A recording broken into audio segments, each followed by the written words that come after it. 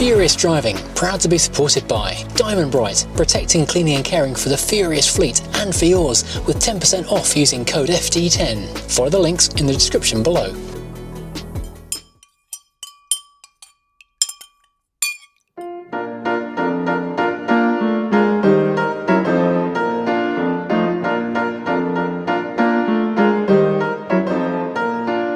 Welcome back to Furious Driving, although today it should be more a case of furious sailing, because I'm on board the preserved paddle steamer, the Medway Queen, one of the Dunkirk little ships and one of the very last of the pleasure steamers that used to paddle around Britain's coastal waters in the first half of the 20th century.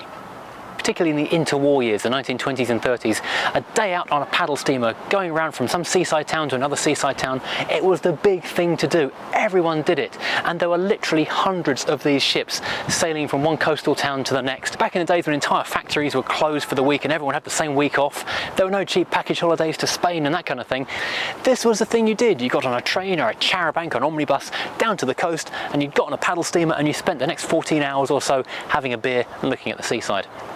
And it was one of the most popular British pastimes. From April to around October time, these things were plugging away up and down the coast non-stop.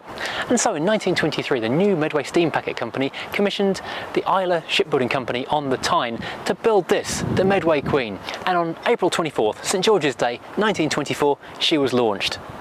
Now the ship cost £21,500 in 1923, which was quite a lot of money back then. But if you look down the side, you can see it is riveted construction, but they're flush head rivets on the side, giving a fairly smooth hull to the ship. Looking at the superstructure and the internal walls, it's round head rivets, which is a bit cheaper and easier to do.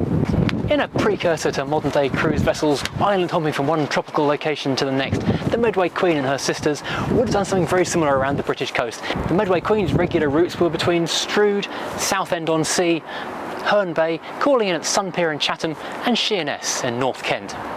So not quite Mauritius, but very, very similar indeed. Now these days out were astonishingly popular. Up here on the deck and in the saloons below, which I'll show you in a moment, they'd have housed around 800 people on a day out. So this little hut that I'm sheltering from the wind behind so you can actually hear a word I'm saying is the bridge. Not that bit underneath that you look at here, but a little thing on top. Whoever was steering the ship, rain or shine, was stood up there in the open elements, apart from during the war years, which we'll come to in a second, when this had quite an exciting time. But this here is a staircase, and that little area in front, which I'll show you a cutaway because I can't stand in front of the microphone, the wind is just devastating it. It's got a captain's day office, so he'd have little charts and things and, I don't know, smoke his pipe in there, whatever captains do of a day. But whoever had the task of steering this thing and driving it was stood up on top of there, with the exception of one moment, which I'll show you now. In 1936 she had a minor run-in with a pier, and that meant the fore end had to be rebuilt. So they added a front rudder to make manoeuvrability a lot better in port, because the paddles are linked. They only drive forwards and they drive backwards, so turning this thing is a bit of a mission. So adding this thing meant it could actually steer into park a little bit more easily. Interestingly, the original 1923 ship's wheel is made of brass, which lived up there, but the 1936 forward wheel is made of wood. I don't know why that's interesting, I thought it was.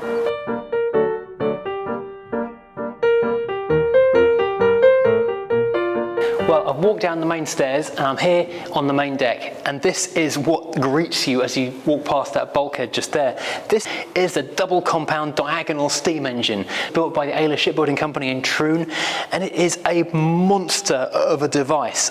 My first question when I came on board here was, oh, so there used to be walls here, I assume, so keep people safe and away from the large reciprocating engine. No, it was always just a rail, so people could stand here with a beer, or a cup of tea, probably a beer to be honest, and watch the engine turn. It must have been absolutely gobsmacking and quite mesmerising watching something this big churning away so close. I can't believe health and safety would possibly allow it, but apparently with these raised areas here you can still have it because it's a historical thing. I'll walk you down there in a moment because it is quite fantastic. And here, at this brass desk, guided by this telegraph from the bridge, it's whoever was in charge of the actual engine was sitting here on the levers, controlling forward, backward, speed. So someone's job was to sit here all day, running the engine itself. And through that wall just there, behind those gauges, was the boiler. It's currently not in the ship because this has had quite a checkered history of being sunk a lot, and so there's currently no boiler. But in 1938, the original coal-fired boiler was taken out and replaced with an oil-fired one, making the ship much faster to refuel, more efficient, I think more powerful as well. We need to go and have a look at that, don't we? That's quite impressive.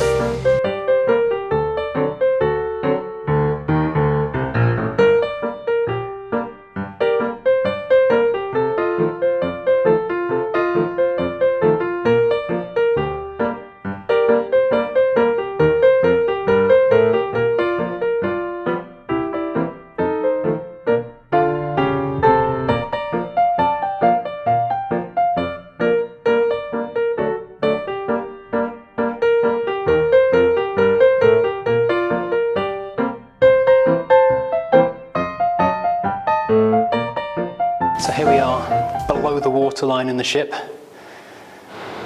that's not complete at the moment.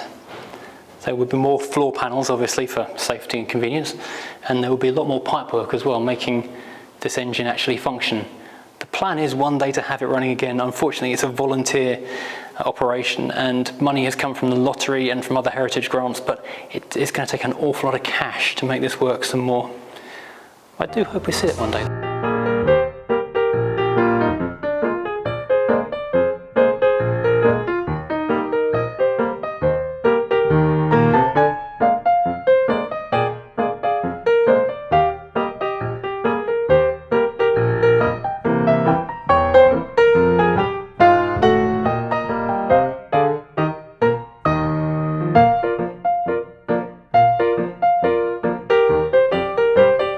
Walking forward, you can see here from the crank of the engine we have the drive shaft running under this hump in the floor here out to the paddle wheel itself. So this could be seen operating, probably wasn't on a regular sea day, but this is the paddle wheel. This is a steel paddle wheel, and interestingly these have movable floats. Those are the things that actually do the paddling, are called floats. And the reason they're movable is that they go into the water pushing firmly and driving the ship forwards, then as they lift out of the water they have less drag and don't carry the water on top of the blade. So they are more efficient and more powerful. So why paddle wheels when they'd known for a good 70 odd years that propellers were way more efficient? I did a fair bit of research, and the best I could come up with was just that they're quite fun, aren't they? It makes it into more of a spectacle, more of an occasion if you're on a paddle steamer rather than just a steamer. And so it's more of a thing to go on. So this is one of the paddle boxes. There's a paddle box on each side of the ship, and one of these areas front and back of the paddle itself. So the paddle is behind there. And these areas were used for toilets, for storage, for offices, variously through the years. I think one ladies', one crews', two men's toilets. Here's the forward end of that same paddle box. This one's been painted up. You'll notice the decking above us is all brand new. That was from Heritage Lottery funding and possibly some EU funding as well.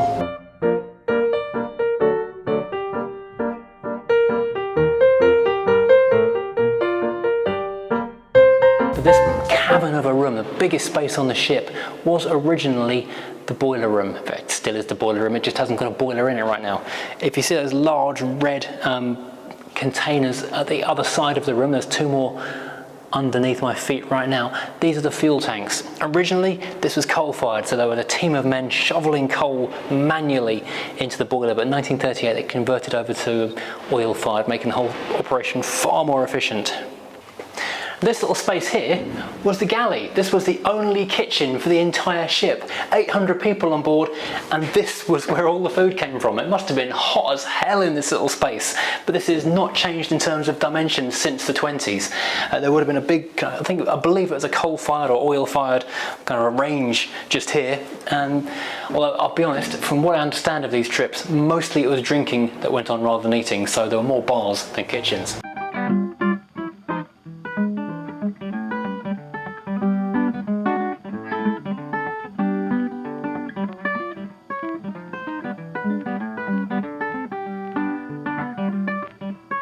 So this is the upper aft lounge. Most of the internal space of the ship was given over to seating and tables for families, friends, groups to sit and just enjoy time together, and to buy food and drink and obviously spend money on the ship.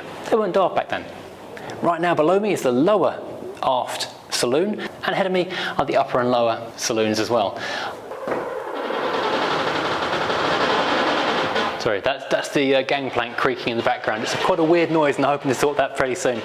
This is the upper forward saloon. It makes sense. We're in the front, it's the upper one, it's a saloon. And they're working from old photos, and they're putting this back as it would have been when the ship was new. These are actually recommissioned or repurposed church pews. And looking at old photos, there used to be a bar along the front of it. So this was, again, a busy room back in when the ship was pleasure cruising. But all that came to an abrupt end in 1939 when the war broke out. It was quite significant and put a bit of a crimp on the old cruising around the coast activities. And especially so when the Navy requisitioned the ship in October 1939, and it was converted into a minesweeper. which took actually quite a lot of work. It wasn't just painted grey and some big nets were hung off the back. It was painted grey, but they actually cut the entire rear saloon off the ship to install all the minesweeping equipment. It also gained a 12-pounder gun, anti-aircraft guns, and finally an enclosed bridge for the poor guys standing outside in all weathers steering the thing. Now, after gun trials off Sheerness, and I won't be the one to say that shooting naval guns at Sheerness is possibly the best thing for it, it gained the naval number N48, later J48, and set to sea with a 9th minesweeping flotilla. But that winter, 1939 to 1940, was incredibly cold. The estuaries of the Thames and the Medway actually froze, and so they had to run out of the estuaries with a tug in front, breaking the ice ahead of the paddle steamers, because all of these old paddle steamers were requisitioned for minesweeping. There was an entire flotilla of minesweeping paddle steamers at the time. There were dozens of them, literally. Come the spring of 1940, they found that harsh winter had done damage to the ship, so it had to be brought back into dock and have some repairs done. So it was brought back to Chatham Docks, literally just about half a mile over that way, where it was repaired and had degaussing strips added to deter magnetic mines. After repairs, she went to the 10th minesweeping paddle steamer flotilla, and then she got an interesting call. On the 27th of May 1940, Medway Queen was at anchor in the sea on lookout duty. It was a fairly common duty that were given to these ships. When she got the call to head over to Dunkirk in order to embark some waiting troops. That was all that was said, nothing more than that. So after taking on supplies, she joined up with HMS Sandown, HMS Thames Queen, HMS Gracie Fields, HMS Queen of Thanet, HMS Princess Elizabeth, HMS Laguna Belle and HMS Brighton Belle, and they headed over to France. But when they got to La Panne beaches, they couldn't believe what they saw. Just lines and lines of men up to their necks in the water waiting to get onto ships. So under covering fire from a light cruiser called HMS Calcutta, the crew of the Medway Queen put down the lifeboats and they brought on must have been around 1,000 men before heading back to Britain. They were aiming for Dover, but when they got as far as the Goodwin Sands, they actually came upon an air raid happening, and Medway Queen actually used her guns and got her first kill and brought down an enemy aircraft. Unfortunately, while this was going on, the Brighton Belle drifted and hit a sunken wreck and tore the bottom out of herself, and so she started going down. Luckily, Medway Queen was on hand and came alongside and took off all her crew and all of the rescued troops. So now massively overloaded with around double her complement, she headed to Ramsgate and managed to get everyone to safety without a single life lost.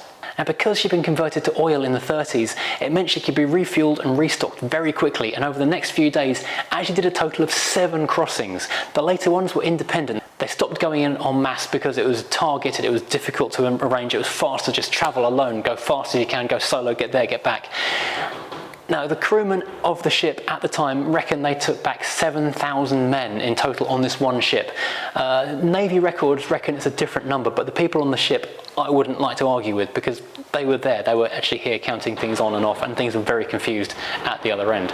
Now, one downside of being a paddle steamer is the massive double wakes. It's really easy to see from an aircraft, and the second night of the Dunkirk evacuation, it was a still, calm night. So the German air crews could see the ship really clearly, but they hit on the idea of throwing oily sacks over the stern, which broke up the water and diffused the wake, and so they managed to get by and sneak through without being shot at. So later on, the Medway Queen was awarded this plaque, Dunkirk 1940, all the little ships got it. In fact, she was the biggest of the little ships and rescued the most men outside of the actual Navy vessels. She survived the rest of the war without serious incident, and after being returned to her civilian owners, was refitted by Thornycrofts of Southampton in time for the 1947 season and continued much as before, but also took part in the 1953 Spithead Review for the Queen's coronation and starred in the 1958 film Dunkirk. But by the 1960s, much like the transatlantic liners giving way to air travel, pleasure steamers were no longer the holiday activity of choice, and she made her last trip on September the 9th, 1963, and was put up for sale. The Paddle Steamer Preservation Society, the National Trust and Forte Hotels were all interested in keeping her sailing or working as a floating Thames hotel, but significant work was needed and ultimately she was sold to a breaker in Belgium. But after a newspaper campaign, there was an 11th hour reprieve, and a businessman called Alan Riddett decided she would make a good clubhouse for his new marina in Newport on the Isle of Wight. So in 1965 she opened as the Medway Queen Club. Clubhouse by day, restaurant and nightclub by night with live music, although dancing was tricky as when the tide went out she was settled in the mud and leaned to one side. In 1970 the paddle steamer Ride was also bought and worked alongside as the Ride Queen Boatel until 1972, and then in 1974 the Medway Queen was finally closed again. In 1978, 3 Kent businessmen bought her with plans to restore her and return her to the Medway. They spent a huge amount trying to patch her up enough to tow her home, spraying inside the hull with concrete to make her watertight, but they couldn't reach a hole in the bow behind a built-in freezer.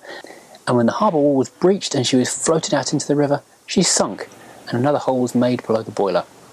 She stayed there until 1984, deteriorating and being plundered, when she was finally refloated and moved to Cowes River mouth to be placed on a submergible barge and towed to Chatham, destined for the dockyard with the mayor on board for the last few miles as she arrived. But she was tied up outside in the river, where more hull patching and concrete were added, but eventually the group ran out of money and the ship fell into further disrepair. Then in 1985, the Medway Queen Preservation Society took over, fundraising looking for a better home, which was found at Kingsnorth for the next 20 years, while attempts were made to repair and save the ship. But it was a losing battle, and after a couple of lottery applications, they were finally awarded £1.86 million to rebuild the hull to the original 1924 riveted construction specification. But it was by now too fragile to move, so the ship had to be dismantled on site and dug out of the mud and trucked to Bristol to be rebuilt. This major restoration was way beyond the level of anything but a fully equipped shipyard, and only possible thanks to the Heritage Lottery Fund and the European Regional Development Fund. The Heritage Fund had wanted original methods to be used, but did eventually allow CNC cutting of the plates and hydraulic rivet squeezing, and in July 2013 she was refloated and towed back to Gillingham Pier, where she lives now, and volunteer work continues. But she's still a long way from being finished, and the Society still needs help with both time and money to get this historic vessel complete. If you'd like to know more or get involved, check out Richard Halton's book or visit the ship's website. So here you have her, the Medway Queen, 100 years old in just 3 years' time. Will she be sailing again under her own steam by then? Probably not, but at least there's a dedicated team of volunteers working towards the day when maybe she can.